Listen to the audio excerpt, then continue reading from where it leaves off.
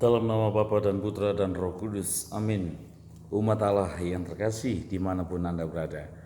Hari ini hari Sabtu, Yohanes 11 ayat 45 sampai 56 menjadi bahan refleksi kita menjelang kita memasuki pekan suci.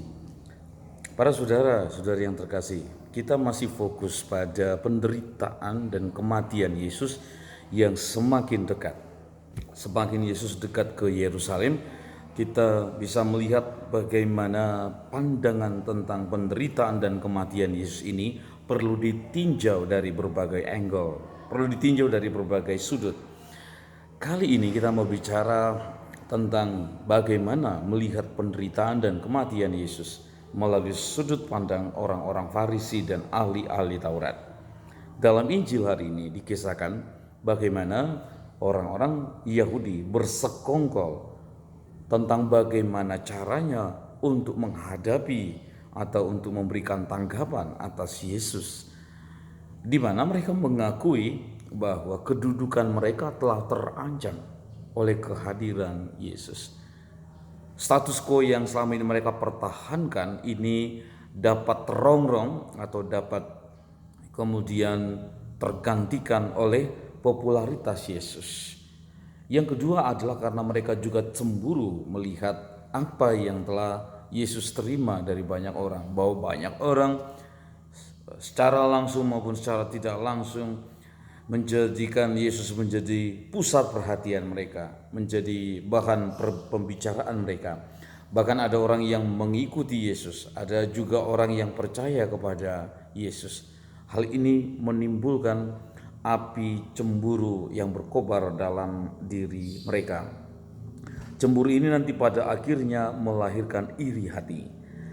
Sungguh aneh, mereka ini adalah ahli-ahli Taurat, mereka mengetahui tentang kebenaran, mereka mengetahui tentang tanda kedatangan Mesias, mereka melihat mujizat yang Yesus adakan, mereka melihat semua yang Yesus ajarkan, dan tidak ada yang salah dengan itu, dan mereka tahu sungguh itu. Tapi mereka tidak mau menerima kebenaran itu, apalagi mempercayai sang kebenaran, yaitu Yesus itu sendiri.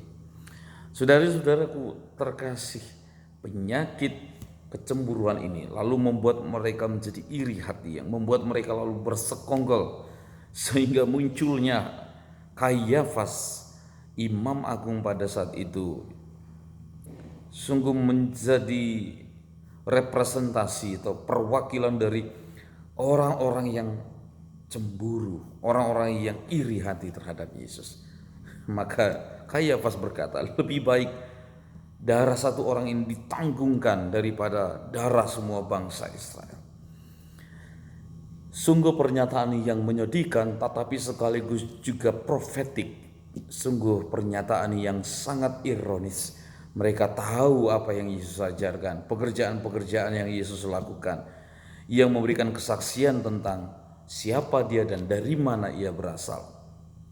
Tetapi mereka tidak mempercayakan, bahkan mereka hendak membunuh dia. Dan menjadi profetik karena ini menjadi nubuat tentang apa yang akan dialami oleh Yesus sebentar lagi atau sesaat lagi. Saudari-saudaraku yang terkasih, betapa berbahayanya penyakit iri hati. Mungkin saja pada saat kita membaca atau merenungkan Injil ini, kita mungkin saja ada di sana, berdiri. Tapi saya tidak tahu, kita berdiri di pihak Yesus atau kita berdiri di pihak orang-orang Yahudi. Rasa-rasanya kita berdiri di kedua pihak.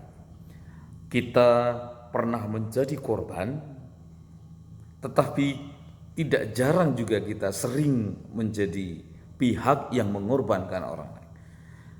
Kita sering menjadi korban iri hati, tapi mungkin lebih sering kita menjadi iri hati kepada orang lain.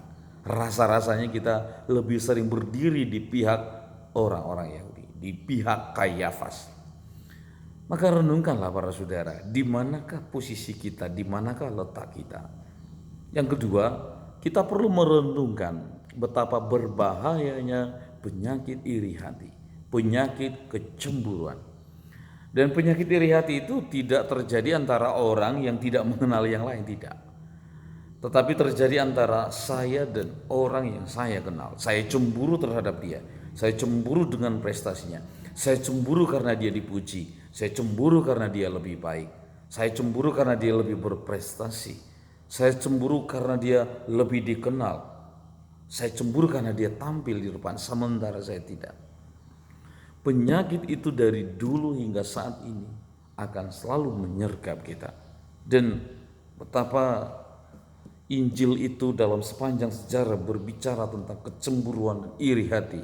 Saul hendak membunuh Daud, Kain hendak membunuh Habel.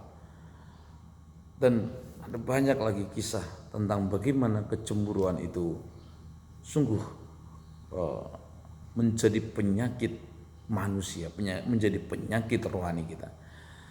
Mari kita berdoa, kita sadari diri kita di hadapan salib Tuhan dalam menjelang pekan suci ini. Kita menyadari diri kita bersimpu di bawah kaki salib, bahwa seringkali kita ini sama seperti orang Yahudi.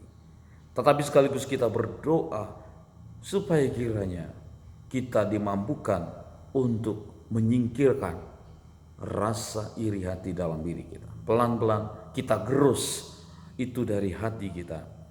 Kita ganti dengan rasa syukur atas apa yang kita miliki, dan rasa syukur atas apa yang telah dilalui oleh saudara-saudara kita. Yang kedua, kita belajar bukan untuk mengatasi orang lain, saya harus lebih baik dari dia. Tetapi yang kedua, kita harus belajar dari orang lain. Bukan mengatasi orang lain, tetapi belajar dari kebaikan orang lain. Saya yakin dengan hal seperti ini kita memasuki pekan suci ini dengan lebih menyadari, semakin kita dekat dengan penderitaan Yesus, semakin kita juga semakin dekat dengan dosa-dosa kita. Selamat memasuki pekan suci. Tuhan memberkati. Bapa dan Putra dan Roh Kudus. Amin.